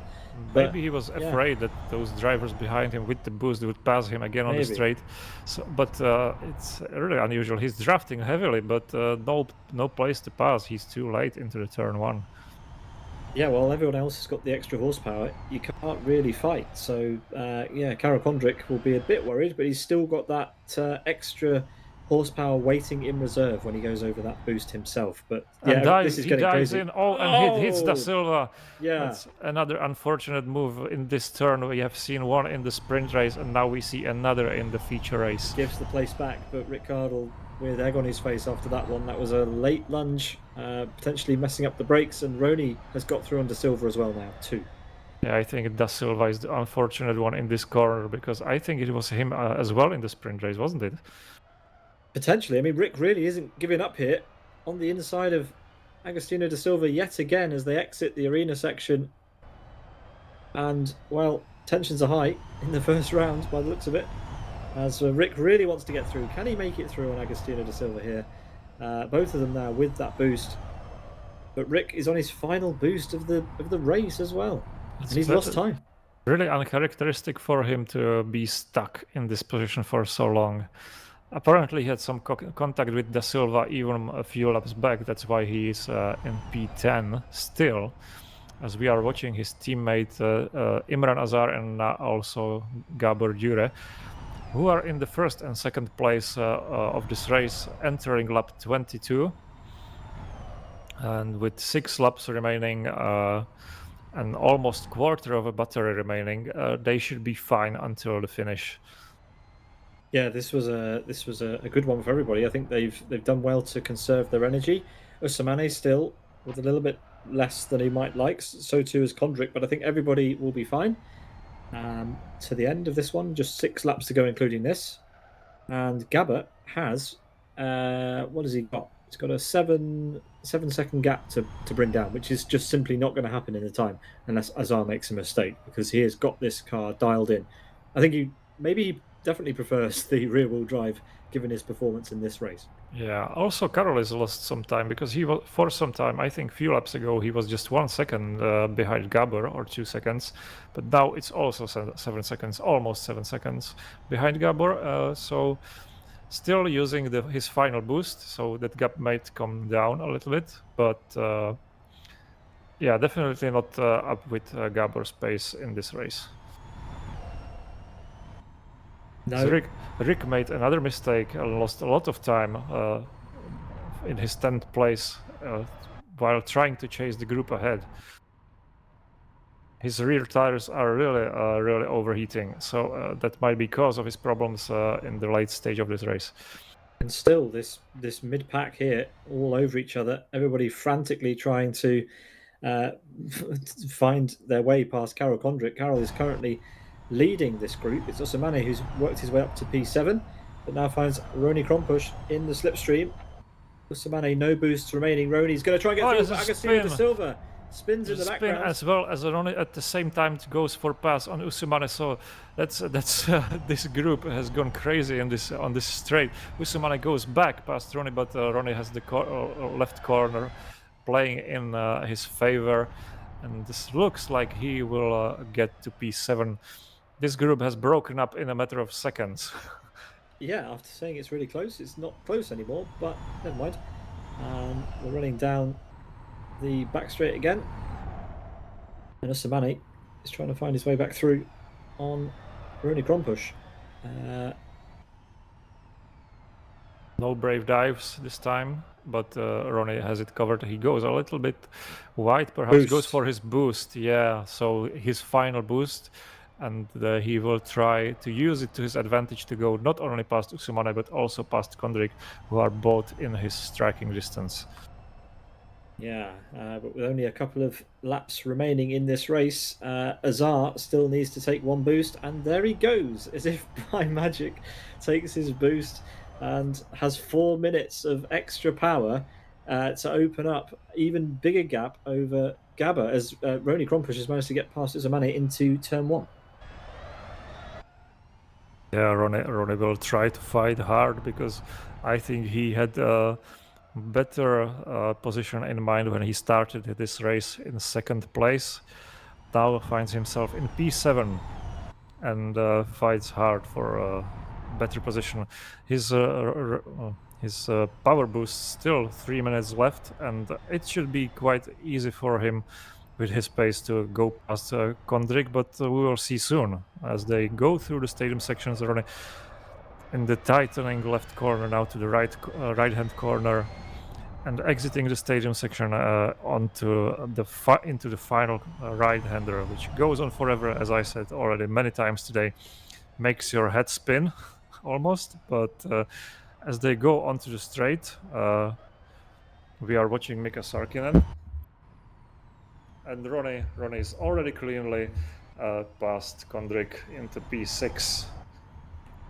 Still 2.5 minutes left of his boost, so if he doesn't make any mistake, which he already made a few in this race, let's hope. Let's not jinx him, but he could stay in this position. Well, I think that's the position he's been hoping to get for the whole race. And Almeida's in the pit lane again, or I don't know if he's been in before, but he's come into the pit lane, and Jeff and Jacob hasn't taken his second boost. Ricardo just passed Da Silva, finally out of P10. Seems like this position was cursed for him, but now he's finally got rid of it. Yeah, the curse has been lifted. Ricardo is into the top 10 now. Yeah, we are. As drivers are starting, some drivers are starting to struggle with their energy levels. We have 2 laps to go. Oh, Kondrik's lifting. He's realised now that he's got not enough power left to defend from Usumani. I did wonder. I thought of all the drivers, definitely Usumani and Kondrik are going to be at risk here, and they've still got 2 laps to go. They've only just gone over start finish, and they each have 3%.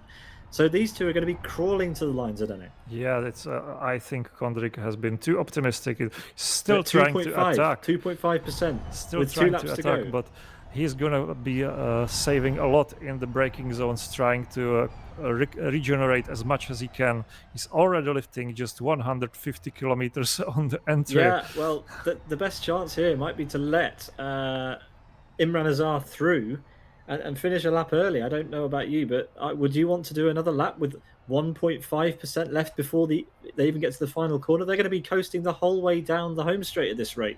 This is going to be the last time they accelerate fully here. There are still 3 drivers behind him. He can still keep. There goes Rick. Well, 2 drivers now.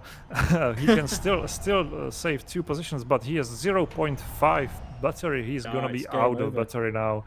Yeah, he's gone. He's lifting. He's gone. He's not even trying to 0% on our graphics now.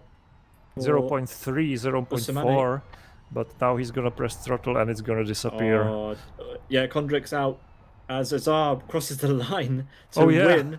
We were so focused on the energy for everybody else that Imran Azar has come around to win, and we missed it. And across start finish also come Gabba, Orlov, Gonzalez, and Stephen Martin, although not in that order. That's not the finishing order. It will be Mika Sarkkinen, the final car across the line, before we get our full results. But Imran Azar, perfect drive, already parked up down at the end of the home straight. And and a number of drivers running out of power. Kondrik, Usumani, somewhere on the track, just running out of power. There he is, coming into the arena section. He's coasting. Don't think he's going to make it. He can't even brake to regenerate a tiny bit of energy. He's just going to coast until a stop. There's no downhill on this this layout, so it's just enjoying inevitable. himself too much, and sometimes it can bite you, and that's what happens. That's not enough momentum, unfortunately. This track is completely flat. Let's just cheer for him. He's still going 40 kilometers per hour. Is somebody going to be able to get around to give him a push, I wonder, in the time? I think the tow cars are going to be ready to push him around. But still, without energy, he made it really far. He did make it very far. Imran Azar and the rest of the podium sitters are going to make their way to our podium, as Kondrik is just about to make it over the safety car line. Yeah, there we go. He made it. But he's going to come to an undignified stop as all the rescue cars leave the pits to try and save poor Carol. We can't confirm this race until they make their way there. But in fact, the safety car is having to push. Is he having to push Imran Azar to the podium? Yeah, because our leaders have run out of energy as well. They're going to have the track is still live, guys, and the safety car is pushing a car around the track to a stricken Carol Condrick here. Carol needs a hand, guys. And he's spectated by default. Oh, that's a shame. Wasn't allowed to Unfortunately, finish. Rescue cars weren't on it. we have 14 finishers, but he will be classified as the 15-1 in 10th place because he managed to start the final lap. So Yep. while we see in the graphics that Orlov is in P10, it will be, in fact, it will be Kirill, Mr. Kirill in P10.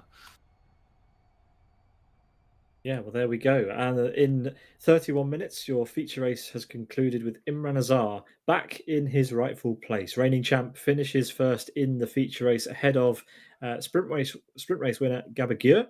Teammates on the top two steps of the podium. Then to spoil the Sidus party is Karolis Motiotis in P3 ahead of Cyril Basay, Timo Sarkinen, Roni Krompush, Rick Cardle, Mika Sarkin, Augustino da Silva, Daniel Orlov, Todd Gonzalez, Stephen Martin, Yefim Jacob, your 13 confirmed finishers, but Carol Condrick will be classified in P10, having finished an extra lap. Then we've got Usamani also not finishing, but should be classified somewhere. Almeida and Hornos, your 17 drivers who entered into the feature race. And it was Gabba who got the fastest lap, a 1:04.03 in the end, to bring a close to round one of the Master Race Car E-Challenge. Zdenek, what an event that was. It's great to be back. Massive event. I was really, we didn't even blink, and the race was over because there was still something happening. Yeah, fabulous event, really. Thanks to everybody for putting this on. Master Race Car, New Dimension Racing, all the bits just work, and it's all lovely when that happens. And joining us in the commentary box now, it's third place, Karolis Motiotis. Welcome back to the commentary box. How do you feel after that one? Congrats on the podium. Thank you. Feeling great. It was funny. I thought in the main race I was able to keep up with Gabber, but I occasionally checked the charge and I saw that he has more than 1% more than me, and I knew I couldn't really push him. But when he started to push himself, he just flew away from me. Yeah, thanks for answering my questions, because I was mentioning it during the race that you were close behind him for a long time, but then you kind of dropped off. Yeah.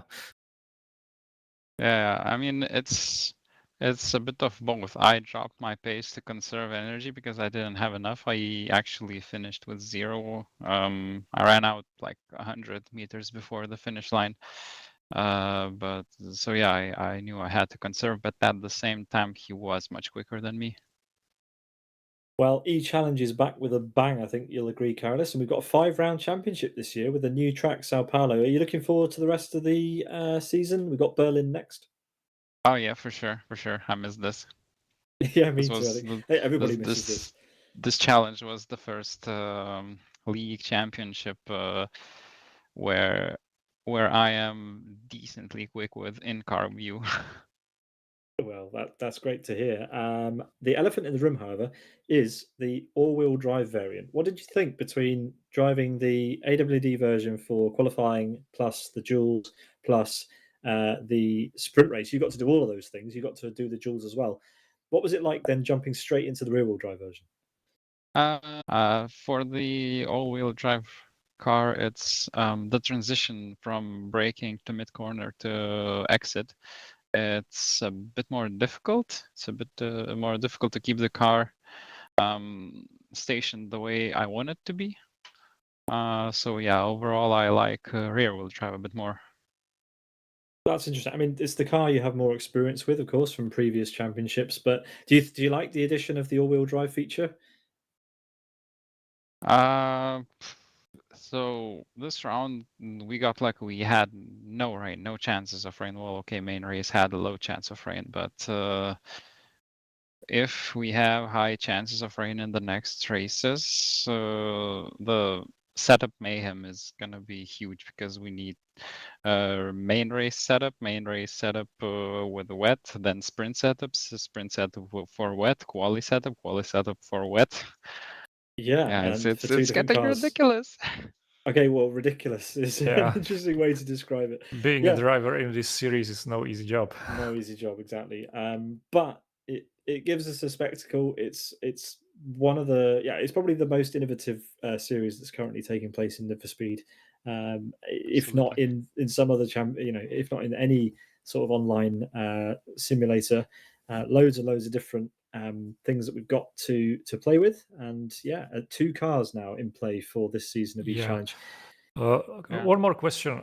We were wondering before the sprint, between the sprint and feature race, if there will be some warm up for you to get used to the real wheel drive. How was the switch from the all wheel drive to real wheel drive in an instant? How did it feel for you? Did you take some laps to get used to it, or how was it? Oh, well, for me personally, because I have more experience in this car, and in general during practice, I was practicing this a bit more. It wasn't really hard because, yeah, as I mentioned, I'm a bit more comfortable with this. Okay, thank you. Great stuff, Carlos. We'll see you in Berlin in 2 weeks' time. See ya. See you later. Next into the commentary box, it's the fourth place finisher in the feature. It's Cyril Bisset. Welcome back to the commentary box, Cyril. Great to have you back, and great to be back with E-Challenge, right? Yeah, right. Thank you. It's good to be back with this car. It's good also to have the all-wheel drive version to have something different and new compared to last year. So yeah, it was good fun and good result on top of that. Yeah, congratulations to P4. Really good result. What was your expectations from this race? Not that high, I must say, especially when I saw the qualifying results. Definitely better than I expected. Some quick guys from other series weren't as quick as I thought they would be. So I qualified P8. The challenge, the sprint race, sorry, went okay. I had a few battles, and then I managed to get lucky and I managed to get some more places by just avoiding fights ahead of me. And then in the feature race, it was more it was calmer. I was alone for a long time. I was following Carolis actually. I was hoping toward the end that I could have some battery life to attack, but I was just on pace, just on battery, so no better, but I'll take it. Yeah, Great really good stuff. result. Yeah, awesome stuff. Berlin next time. You looking forward to that? Yeah, sure. I'm looking forward to the weather forecast. I'm a bit worried. Berlin, I think, had some places that it has some hairpins, so you have to accelerate back from them. So definitely a challenge if we have to use the rain tires. Yeah, I'm gonna ask you as well. How was the switch from all-wheel drive to rear-wheel drive between the races for you? Was it difficult? Was it easy? Actually, it was pretty easy, but I do have experience from last year already. I had also practiced a bit, so I knew that just switching from the all-wheel drive to the rear-wheel drive would require more finesse on the throttle, because you tend to spin the wheels pretty easily with it. But once you don't mess up the start, it's all right. Yeah, we saw a lot of drivers having trouble in the first lap, so good that you managed it very well. Yeah, I think experience from last year definitely helped here, and then it was just making extra sure I didn't stomp the throttle on turn exits. Brilliant stuff. Well, thank you, Cyril. Thanks for coming back and joining us for another season of E-Challenge. It's great to be back, and I'm thrilled that you're a part of it. So, yeah, thanks again, and we'll see you next time. Yeah, thank you. See you. Yeah, bye. Zdenek, that was a good first outing, I think, for both of us in the commentary box for E-Challenge, given the job at last minute. We hope that Travis and Tom get well soon, and we'll join Indeed. everybody in the booth for round 2 at the Berlin E-Prix circuit, which is a fan favourite. We've got Carolis and Cyril in the commentary box still. Cyril, where do you rate Berlin as a circuit on the calendar? Like, we've got a lot of E-Challenge circuits, but where do they stack up for you? I mean, where does Mexico rank? Where does Berlin rank? I don't know. Actually, I never quite thought about this. And plus, we have a new track to look forward to as well. We do, yeah. Sao Paulo at the end of the season. Well, maybe have a think about that, and you can talk to us next time. But yes, Berlin next time, then Portland at the beginning of March. New York E-Prix circuit returns on March 23rd, and then the brand new Sao Paulo circuit, which, as far as I know, is still under construction by Michael, will be unveiled on April 6th. That does it for us. Thank you to Carolis and to Cyril for joining us for an interview. Thanks very much, Kid, for joining in the commentary box at the last moment. I thought you did fantastically. I hope you enjoyed it. Oh yeah, thank you for having me. It was a little last minute, and even though we have had a really good work, good time together, I'm looking forward to the usual lineup, hearing it on the live stream next time. As one of Dead Mouse's music track says, we are faxing Berlin now. Thanks for that, and thanks to everyone that watched. Thanks again to Master Race Car, to Michael Malik, and to New Dimension Racing for all their support in putting this championship together. We can't do it without them. Thanks to Chris in the background for all the cameras and all the support during the event. Definitely needed tonight for round one of Master Race Car's E-Challenge. From all of us here at Sim Broadcasts, to all of you, have a great week, and we'll see you in a couple of weeks' time for Roni's Tuesday Fun Race back on our channel. So yeah, have a good one. Good night. See you later. Yeah, thank you and goodbye.